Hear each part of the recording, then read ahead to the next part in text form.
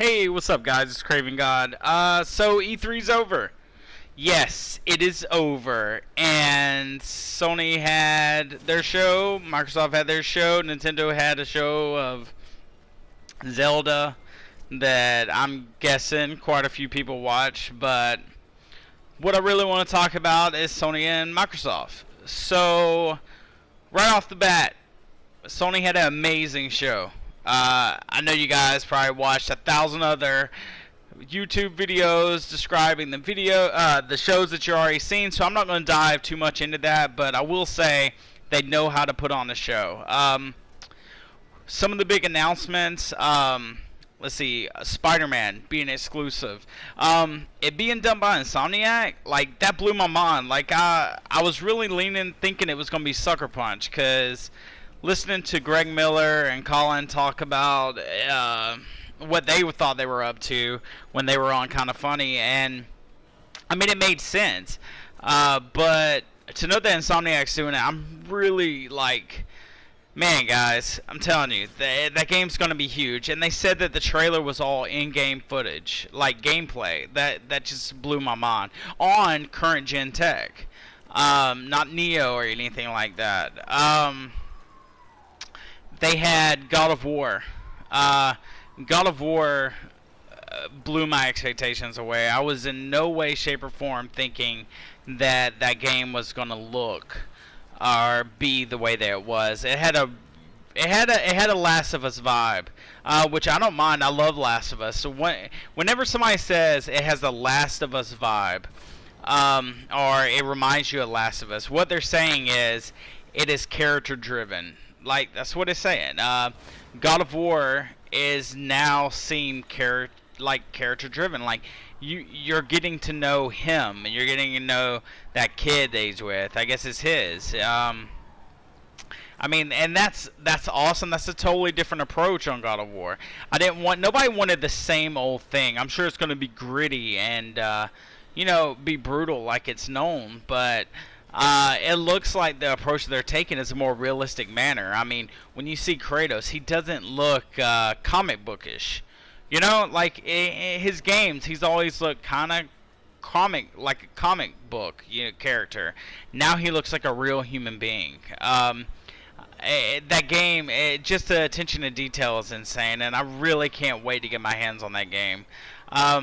I mean, it could be further along than what we think it is. I bet it's coming out next year, of course, but I mean, we'll have to wait and see. Sony had a bunch of announcements. The Crash Bandicoot, I'm really not big into that. I'm sure I'm going to play them. I didn't play them a lot back in the PS1 days, but I played Crash Bandicoot Racing. Like, I love that game. It reminded me so much of Mario Kart, but I mean, I wasn't really big into that. I'm glad that they didn't waste 45 minutes on VR, and they just showed, what we can expect. And guys, Resident Evil 7. If you don't have a PS4, I know that you haven't been able to play the demo to Resident Evil 7. It's going to have full VR support on PlayStation when it comes out. When you play the demo, I play the demo, and guys, that is everything you would want in a Resident Evil game. Everything. It's in first person, and just the environment. It made me feel like, and the characters that you come across. It made me feel like the perfect blend of Resident Evil 4, which is my all-time favorite Resident Evil, blended with Resident Evil 1, which is my second favorite. Those two games meshed together. It was like the environments of the first one, but with the enemies seeming like they're from the fourth one.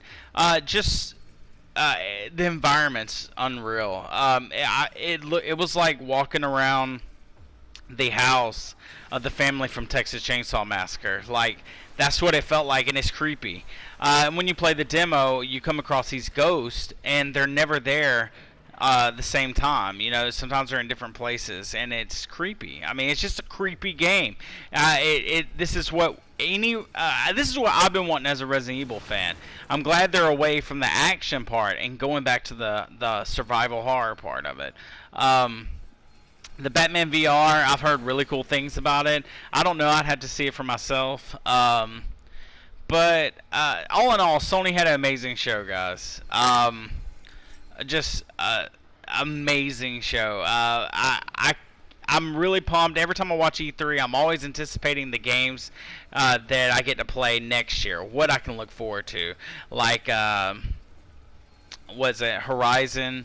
It looked just, oh my gosh, guys!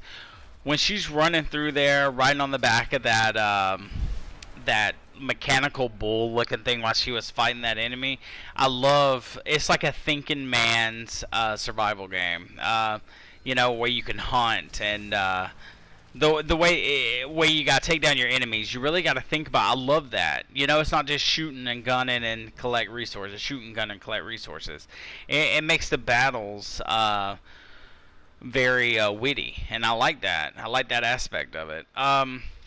Then now, so Xbox had their conference as well, and it was really good. I really like that Xbox One Slim. I think it looks amazing. That console looks awesome. It seems like they fixed the issues with the Xbox One controller. The Xbox One controller has a lot of issues with dead zones in the sticks.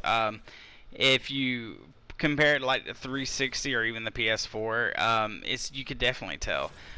They supposedly fixed all that with the standard controller, and I'm so glad. Because I don't have the Elite controller. I've been wanting one, but I think I'm going to get that Gears Elite controller because that thing looks sick.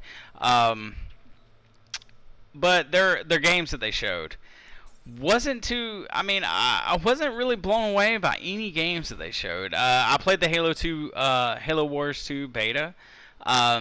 It was very hard to play because it locked up, but it was a beta. Like, it just wouldn't let you play. I probably played 2 games of it. But what I did play, I liked it. I mean, it's a RTS, It was fun. But every game they pretty much showed, they've been showing since 2014, 2015. I mean, Recore, the game looks amazing, but they showed that. They showed another Forza. They showed Gears, more Gears single player. I mean, this is all stuff that they showed before. So I wasn't really blown away. The thing that really surprised me is that they announced Scorpio. They announced a console still under its code name, Scorpio. They announced how powerful it's going to be and stuff like that. And guys, I think that's cool and stuff. But keep in mind, they want you to buy a PC. They do. That's why everything's going PC. I believe Scorpio is going to be a gateway into the PC market for Xbox fanatics. But let me know what you guys think. Leave a like, subscribe, and peace out, guys. Keep gaming.